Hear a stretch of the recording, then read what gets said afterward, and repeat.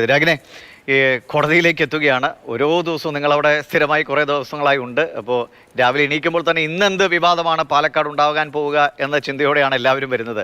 Television സ്ക്രീനിലേക്ക് മുന്നിൽ പ്രേക്ഷകർ പോലും അങ്ങനെയായിരിക്കാം. ഇപ്പോൾ ഈ നിയമപരമായ ഒരു പോരാട്ടത്തിലേക്ക് നീങ്ങുമ്പോൾ ഇനി എങ്ങനെയാണ് BJPയുടെ ഇക്കാര്യത്തിലുള്ള പ്രതിരോധം, ഇതിൻ്റെ മറു ആരോപണങ്ങളൊക്കെ എങ്ങനെയാണ്?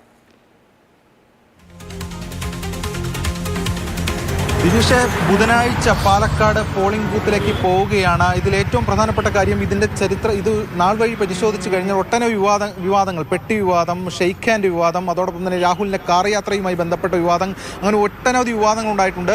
ഏറ്റവും ഒടുവിൽ എത്തി നിൽക്കുന്നത് വ്യാജ വോട്ട്, ഇരട്ട വോട്ട്, വോട്ട് വെട്ടൽ തുടങ്ങിയ വിവാദങ്ങളിലാണ്. വ്യാജ വോട്ടെന്ന് പറഞ്ഞാൽ തെരഞ്ഞെടുപ്പ് മുന്നിൽ കണ്ടുകൊണ്ട് മറ്റു മണ്ഡലത്തിൽ ഒരു വോട്ടർ ഇവിടെയും വോട്ട് ചേർക്കുന്നു, പക്ഷേ അവിടുത്തെ വോട്ട് വെട്ടിയിട്ടില്ല.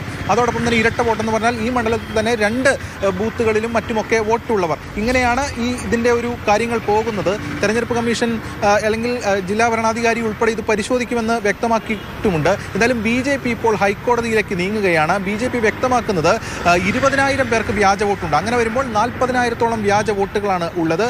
നേരത്തെ ലോക്സഭാ തെരഞ്ഞെടുപ്പ് സമയത്ത് തന്നെ BJP ഇത് ചൂണ്ടിക്കാണിച്ചിട്ടുള്ളതാണ്. അന്ന് ഹൈക്കോടതിയിൽ കൊടുത്ത അഫിഡവിറ്റ് ഉണ്ട്. ആ അഫിഡവിറ്റിന് വിരുദ്ധമായിട്ടാണ് പിന്നീടും നടക്കുന്ന കാര്യങ്ങൾ. അപ്പോൾ കോടതിയെ ലക്ഷ്യമാണ്.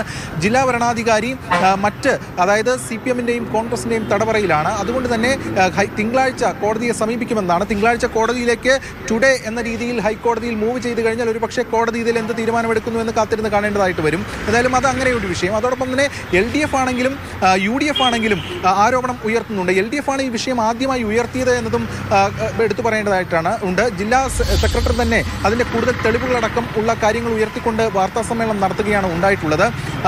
ഈ ഇത്തരത്തിൽ ജില്ലാ അധ്യക്ഷനെ പാലക്കാട് BJP ജില്ലാ അധ്യക്ഷന് BJP ആരോപണം ഉയർത്തുമ്പോൾ പോലും പാലക്കാട് BJP ജില്ലാ അധ്യക്ഷന് പട്ടാമ്പിയാണ് സ്വദേശം. പട്ടാമ്പിയിലും അതോടൊപ്പം തന്നെ പാലക്കാടും വോട്ടുണ്ട്. പട്ടാമ്പിയിലെ വോട്ട് വെട്ടിയിട്ടുമില്ല. ഇത് വെട്ടേണ്ടത് തങ്ങളല്ല എന്നാണ് BJPയുടെ വാദം. പക്ഷേ എങ്കിലും 2 വോട്ടുള്ളത് അത് കുറ്റം തന്നെയാണ്. അങ്ങനെ നിൽക്കുന്നു ആ കാര്യങ്ങൾ. പക്ഷേ ആ കാര്യങ്ങൾ ഉയർത്തുമ്പോൾ CPM-നെ തിരിച്ചടിച്ചുകൊണ്ട് സരിന് വോട്ടുണ്ട്. സരിന് ഒറ്റപ്പാലത്താണ്. അത് ഇങ്ങോട്ട് മാറ്റിയതിൽ പ്രശ്നങ്ങളുണ്ട്. അനധികൃതമായിട്ടാണ് വോട്ട് ചേർത്തത്. 6 മാസം ഇവിടെ താമസിച്ചിട്ടില്ല തുടങ്ങിയ വിവാദങ്ങൾ. പക്ഷേ അതിനെ മറുപടിയുമായി സരിൻ ഇന്നലെ വീട്ടിൽ തന്നെ വാർത്താ സമ്മേളനം നടത്തി. തൻ്റെ വീട് വേണമെങ്കിൽ പ്രതിപക്ഷ നേതാവിന് പരിശോധിക്കാം, തനിക്ക് 2018 മുതൽ ഇവിടെ വീട് ഉണ്ട്, താൻ ഇവിടെ താമസിക്കുന്നയാളാണ്, ഒറ്റപ്പാലത്തും ഇവിടെയുമായിട്ടാണ് നിൽക്കുന്നത് എന്നതടക്കം സരിൻ മുന്നോട്ട് വെച്ചു.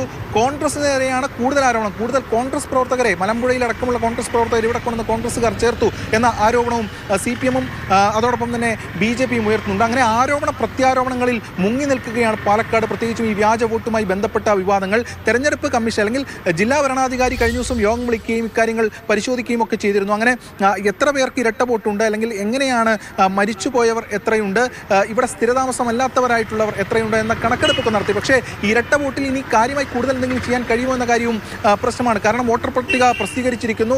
അതുകൊണ്ട് ഈ വോട്ട് ചെയ്താൽ അതൊരു ചലഞ്ചിങ് വോട്ടായി പരിഗണിക്കാം എന്നാണ് ഇപ്പോൾ തീരുമാനമെന്നാണ് വ്യക്തമാക്കുന്നത്. അതായത് ചലഞ്ച് ചെയ്യാൻ കഴിയും ആ വോട്ടിനെ. അത് പിന്നീടൊരു നിയമപ്രശ്നത്തിലേക്ക് പോകുമ്പോൾ ഉണ്ടാകും. പക്ഷേ വോട്ട് തടയാൻ അനുവദിക്കാൻ കഴിയില്ല എന്ന നിലപാടിലേക്ക് പോകേണ്ടി വരും. പക്ഷേ CPM വ്യക്തമാക്കുന്നത് നിയമപരമായി അത് തടയണമെന്നാണ്. CPM BJP തിങ്കളാഴ്ച ഹൈക്കോടതിയെ സമീപിക്കുന്നു പറയുന്ന അതേ ദിവസം തന്നെ CPM പാലക്കാട് വലിയ പ്രക്ഷോഭം സംഘടിപ്പിക്കും, തെരഞ്ഞെടുപ്പ് കമ്മീഷൻ ഇക്കാര്യത്തിൽ ഇടപെട്ടില്ല എങ്കിൽ എന്നതാണ് CPM-ന്റെ വാദം. അങ്ങനെ